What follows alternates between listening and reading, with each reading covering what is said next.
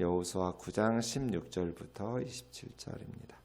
그들과 조약을 맺은 후 사흘이 지나서야 그들이 이웃에서 자기들 중에 거주하는 자들이라 함을 들으니라. 이스라엘 자손이 행군하여 셋째 날에 그들의 여러 성읍들에 이르렀으니 그들의 성읍들은 기브온과 그비라와 브에롯과 기랏 여아림이라. 그러나 회중 족장들이 이스라엘의 하나님 여호와로 그들에게 맹세했기 때문에 이스라엘 자손이 그들을 치지 못한지라. 그러므로 회중이 다 족장들을 원망하니 모든 족장이 온 회중에게 이르되 우리가 이스라엘의 하나님 여호와로 그들에게 맹세하였은즉 이제 그들을 건드리지 못하리라. 우리가 그들에게 맹세한 맹약으로 말미암아 진노가 우리에게 임할까 하노니 이렇게 하여 그들을 살리리라 하고 무리에게 이르되 그들을 살리라 하니 족장들이 그들에게 이른 대로 그들이 온 회중을 위하여 나무를 패며 물을 깃는 자가 되었더라. 여호수아가 그들을 불러다가 말하여 이르되 너희가 우리 가운데 거주하면서 어찌하여 심히 먼 곳에서 왔다고 하여 우리를 속였느냐. 그러므로 너희가 저주를 받나니 너희가 대를 이어 종이 되어 다 내 하나님의 집을 위하여 나무를 패며 물을 깃는 자가 되리라. 그들이 여호수아에게 대답하여 이르되 당신의 하나님 여호와께서 그의 종 모세에게 명령하사 이 땅을 다 당신들에게 주고 이 땅의 모든 주민을 당신들 앞에서 멸하신 것이 당신의 종들에게 분명히 들리므로 당신들로 말미암아 우리의 목숨을 잃을까 심히 두려워하여 이같이 하였나이다. 보소서 이제 우리가 당신의 손에 있으니 당신의 의향에 좋고 옳은 대로 우리에게 행하소서 한지라. 여호수아가 곧 그들에게 행하여 그들을 이스라엘 자손의 손에서 건져서 죽이지 못하게 하니라. 그날에 여호수아가 그들을 여호와께서 택하신 곳에서 회중을 위하여 여호와의 제단을 위하여 나무를 패며 물을 깃는 자들로 삼았더니 오늘까지 이르니라. 아멘. 거짓말이 오래갈 수는 없었습니다. 기브온 사람들이 가나안 족속들 가운데 거주하여 살고 있었다는 것이 3일 만에 들통이 났습니다. 그래서 16절에 있는 것처럼 조약을 맺은 후 사흘이 지나서 이웃에서 자기들 중에 사는 자들이라는 것을 이스라엘 사람들이 듣고 알게 됩니다. 이 9장에서는 듣는다, 샤마라는 단어가 반복되고 있습니다. 가나안 족속들도 하나님에 대한 여리고성과 아이성의 멸망에 대한 소식을 들었고 기브온 사람들도 들었습니다. 똑같은 소식을 들었는데 선택이 달랐습니다. 우리의 인생이라는 것이 무엇을 선택하느냐에 따라서 결과가 달라집니다. 그럴 때가 참 많지요. 이 땅에서 예수 그리스도를 선택하느냐 아니면 예수 그리스도가 아닌 다른 것을 선택하느냐에 따라서 우리의 남은 삶이 완전히 달라집니다. 이 땅에서는 별로 차이가 나타나지 않을 것 같지만 이제 다음 세상에서는 그 선택에 따라서 영원한 생명과 영원한 심판이 결정됩니다. 중립이 없습니다. 하나님의 편에 서는가 아니면 하나님을 반대하는 편에 서는가의 선택이죠. 기브온 사람들은 가나안 족속들과 같이 똑같은 소문을 들었지만 선택을 하게 됩니다. 가나안 족속들과 이스라엘 백성들의 관계는 가까운 데 사는 가나안 족속들은 진멸하게 되어 있습니다. 우상 숭배로 이스라엘 백성들을 미혹할 수 있기 때문입니다. 그러나 먼 곳에 있는 나라 사람들과 전쟁을 하게 될 때는 이스라엘은 먼저 그들에게 화친을 요청합니다. 그래서 받아들이면 종으로 삼고 조공을 받으면 되고 받아들이지 않으면 이제 싸우면서 전쟁을 하게 됩니다. 어제 드린 말씀과 같습니다. 기브온 사람들이 먼 곳에서 왔다고 속였습니다. 그래서 화친을 맺게 되었습니다. 3일 만에 이스라엘 백성들이 소문을 듣게 됩니다. 그 가나안 족속 가까운 곳에서 살고 있는 사람이었다. 그래서 17절에 있는 것처럼 사실 확인을 위해서 가게 됩니다. 이스라엘 자손이 행군하여 셋째 날에 그들의 영어로 성읍에 이르렀으니 그들의 성읍은 기브온, 그비라, 브에롯, 기럇 여아림. 나중에 이제 베냐민 지파에게 분배되는 지역들입니다.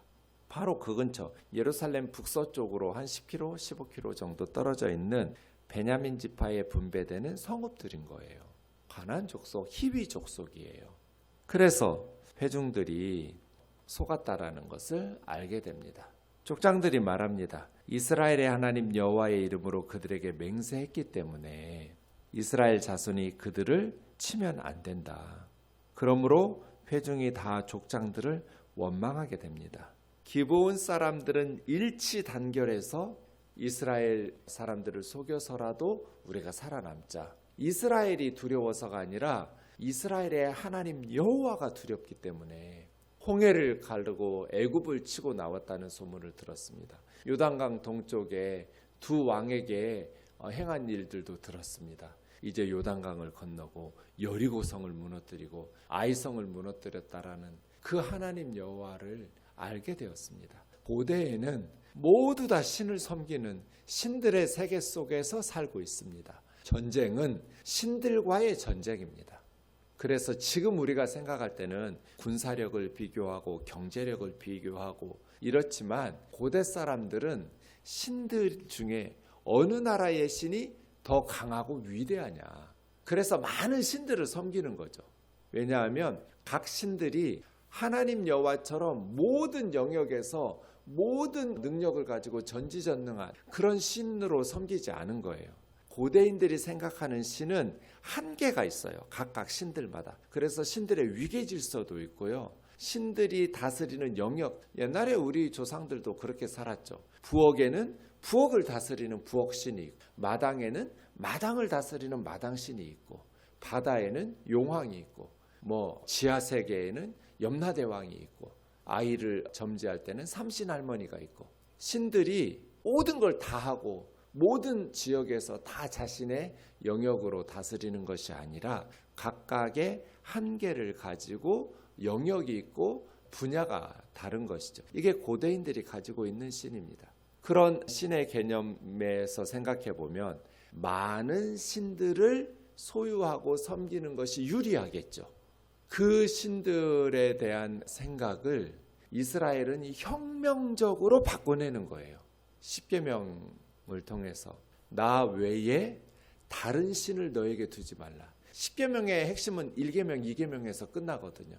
1, 2계명이 지켜지면 나머지 계명들은 그대로 순종하여 따라가기가 쉬운데 이스라엘 사람들의 입장에서도 이방인들이 들을 때에도 1계명, 하나님 외에는 다른 신을 두지 않는다라는 게 한 번도 생각해 보지 못했던 생각이에요. 상상할 수도 없는 이스라엘 사람들에게도 고대인들에게는 희한한 종교인 거예요. 그런 의미에서 하나님께서는 이스라엘 사람들에게 매우 혁명적인 순종을 요구하신 거예요. 이스라엘 사람들이 불안한 거죠. 애굽에서는 하나님께서 통했는데 광야에서도 통할까? 불안한 거예요. 그러니까 시험해 보는 거예요. 하나님을. 통하는 거예요. 가나안 땅에서도 통할까? 불안한 거예요. 그렇게 섬기는 민족이 없으니까요. 그래서 상천하지에 유일하신 하나님 한 분만이라는 것이 이스라엘 사람들에게는 참 쉽지 않은, 지금 우리는 처음에 교회를 다닐 때부터 유일하신 하나님에 대해서 당연하게 받아들이잖아요. 그러나 고대 사람들에게는, 가나안 사람들에게, 이스라엘 사람들에게는 그게 전혀 당연한 게 아니에요. 오히려 한 하나님을 섬긴다는 것, 한 분 하나님이 모든 영역을 창조하시고 다스린다라는 것은 되게 이상한 거예요. 그래서 참 받아들이기가 어려운 사상과 생각이에요. 이상한 목사님이라는 목사님 쓰신 신들의 세계라는 책, 아주 탁월한 책이니까 그 책, 좀 전에 제가 얘기했던 내용이 다 그 책에서 나온 얘기예요. 지금 우리하고는 달라요. 성경은 그 시대에 쓰였잖아요. 그러니까 그 시대 사람들이 어떤 생각을 가지고 종교 생활을 했는지 그런 것들이 매우 중요한, 그래야 성경 본문을 제대로 이해하고 왜 성경에 나오는 고대인들이 이런 이상한 행동들을, 우리는 처음부터 교회 다닐 때 유일하신 하나님을 당연하게 받아들이니까 이상한 거예요. 성경에 나오는 사람들의 행동이. 그들은 현대인들과는 다른 신에 대한 개념을 가지고 있었어요. 기브온 사람들, 이스라엘이 군대가 무서운 게 아니라 이스라엘의 하나님 여호와가 무서운 거예요. 그런 신을 들어본 적이 없으니까요. 그런 일들, 자기 백성을 위해서 그런 기적을 베푸시는 하나님. 어떤 신이 바다를 갈라버려요? 어떤 신이 그렇게 엄청난 여리고성을 외친다고 무너뜨려요? 그것이 우리에게는 말도 안 되는 것처럼 보이지만 고대인들에게는 신이 행했다면 당연하게 받아들이는데 그 신이 도대체 어떤 신이길래 하면서 자기들의 신을 버리고 이스라엘의 하나님 여호와에게로 나온 거예요. 굴복한 거예요. 일치단결했어요. 그런데 기브온 때문에 이스라엘 사람들은 내분이 일어났어요. 백성들이 족장들을 원망하기 시작한 거예요. 그럼에도 불구하고 19절에 모든 족장이 온 회중에게 아무리 백성들이 다그쳐도 아닌 건 아닌 거예요. 하나님의 이름으로 맹세하면서 화친조약을 맺었기 때문에 이제 그들을 진멸하면 안 되는 거예요. 기브온 사람들을 몇 사람 죽였다가 큰일 난 사람이 있어요. 누구예요? 사울 왕이에요. 나중에 사무엘하 21장 1절 이하에 보면 다윗 왕 시대에 3년 동안 기근이 찾아와요. 그때 하나님께서 다윗에게 말씀하시죠. 사울이 기브온 사람들을 죽였기 때문에.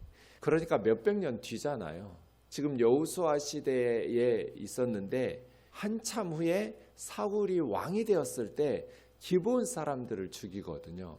그래서 다윗 시대에 3년의 기근이 찾아왔고 하나님 앞에 물었을 때 다윗은 사울의 자손 7명을 죽여요. 이 사울의 죄 때문에. 그리고 기근이 끝나는 그런 내용이 나옵니다. 아무리 우리가 속았더라도 하나님의 이름으로 맹세하였기 때문에 죽여서는 안 된다. 이렇게 족장들이 해야 돼요.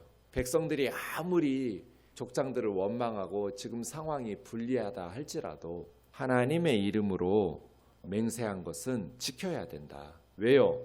하나님이 더 두려워하니까요. 리더들은 백성들보다 하나님을 더 두려워해야죠. 그래서 족장들이 온 회중에게 하나님 여호와로 그들에게 맹세하였으니 이제 그들을 건드리면 안 된다.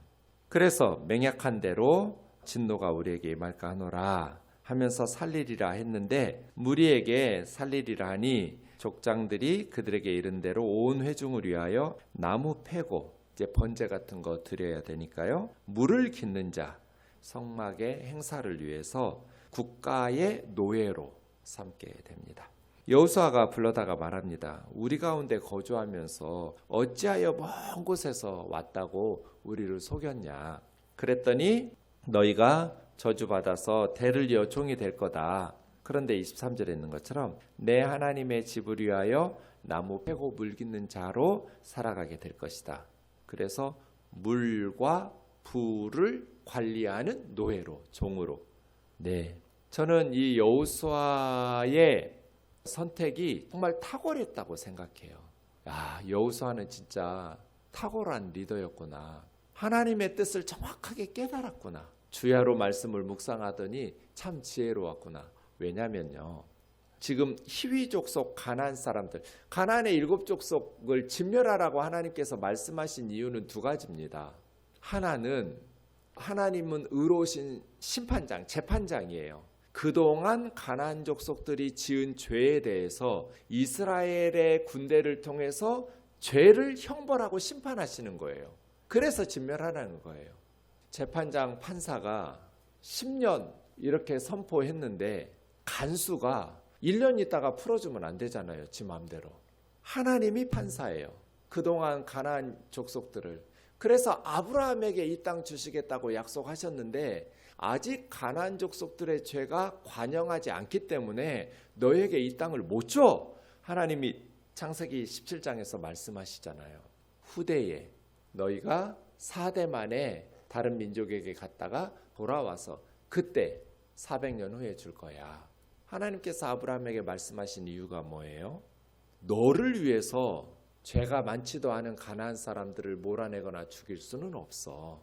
하나님이 우리를 위해서, 하나님의 백성을 위해서 죄 없는 세상 사람들을 심판하고 우리에게 좋은 거 주려고 그들을 몰아내지는 않아요. 반대로 하나님의 백성들도 가나안에 살 때 가나안 족속들처럼 죄를 행하고 그 죄의 핵심은 우상숭배인데요. 우상숭배라는 영적인 타락은 반드시 윤리적인 타락으로 이어지거든요. 그래서 우상숭배하면서 영적으로 타락한 이스라엘 백성들이 사회적으로 개인적으로 윤리적인 타락으로 해서 온갖 죄악과 불의를 행할 때 하나님은 이스라엘 백성이니까 봐주시는 게 아니라 바벨론의 군대를 통해서 이스라엘의 죄를 심판하는 거죠. 이게 첫 번째예요. 가나안 족속을 진멸하라는 것은 그들의 죄에 대한 하나님의 심판이고 이스라엘은 하나님의 심판의 도구였을 뿐이에요. 두 번째, 가나안 땅을 진멸하고 가까운 족속들을 진멸하라는 것은 그들이 너희를 우상 숭배로 미혹할 것이기 때문이죠. 그런데 여호수아가 성소에서, 아직 예루살렘 성전 같은 건 없어요. 실로 같은 언약궤가 있는 예배 처소예요. 내 하나님의 집을 위하여 나무 패고 물 기르라. 이것이 탁월한 선택이라고 정말 지혜로웠다라는 것은 이 기브온 사람들이 우상 숭배로 이스라엘 백성들을 이끌지 못하도록 딱 그냥 성소에다가 박아둔 거잖아요. 날마다 예배하고 하나님을 섬기는, 가장 가까운 곳에서 하나님을 예배하고 말씀 듣고 하나님을 섬기는, 그러니까 제사장들 수하에서 그 밑에 영적인 리더들 밑에서 수종 들면서 영적으로 관리가 되는 거죠. 그래서 기브온 사람들이 이스라엘 사람들과 섞여 살면서 우상 숭배로 이스라엘 사람들을 미혹하지 못하게 만든 거예요. 하나님의 집에서 백성들 중에서 거주하면 위험하잖아요. 영적으로 이스라엘 백성들을 우상 숭배의 문화로 끌고 갈 위험성이 있으니까요. 그런데 성소에서 그런 종으로 삼으면 이스라엘 백성들도 좋고요. 자기들이 해야 될 일인데 기브온 사람들이 하니까 또 기브온 사람들도 좋죠. 영적으로 하나님의 말씀을 듣고 날마다 예배하면서. 그래서 그래도 여호수아님, 하나님의 집에서 어떻게 이방인들이 봉사하게 합니까? 이스라엘은요, 할례 공동체, 신앙 공동체지 혈통 공동체가 아니에요. 중단 잡족이 출애굽할 때 함께 나왔어요. 그래서 12지파에 포함되었어요. 그냥 종들 된 거 아니에요. 다른 종족이라고 그래서. 가장 힘 있는 지파 중에 하나가 유다 지파고, 유다 지파의 대표로 정탐 활동했던 사람이 갈렙이잖아요. 갈렙은 아브라함의 후손이 아니에요. 이스라엘 혈통이 아니라고요. 겐 족속, 그나스 사람이에요. 이방인이에요. 그런데 유다 지파의 대표로 선발되었잖아요. 이게 모세의 선택이었고, 모세의 부인이 누나 미리암과 아론이 이렇게 불평하고 원망하다가 하나님의 심판을 받기도 했던 민수기 사건도 있지만 쿠스 여인이었잖아요. 이제 아내를 잃은 모세는 쿠스 여인과 결혼을 해요. 이방인이죠. 아프리카 여자예요.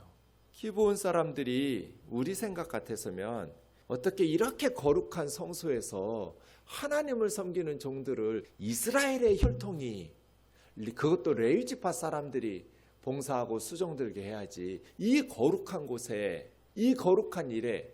아니요, 여호수아는 그렇게 생각하지 않았어요. 기브온 사람들, 백성들 중에 섞여서 살게 되면 하나님께서 염려하신 대로 이스라엘 사람들을 우상 숭배로 끌고 가게 될 것이다. 이방인의 문화에 이스라엘을 빨아들이게 될 것이다. 그러니 가장 안전한 곳에서, 영적으로 가장 거룩한 성소에서 하나님의 물과 불을 관리하는, 나무 패고 물 깃는 일을 시키자. 너무나 탁월한 선택 아니에요? 정말 지혜로웠어요. 그렇게 여호수아가 결정하고 족장들과 이스라엘 백성들이 따릅니다.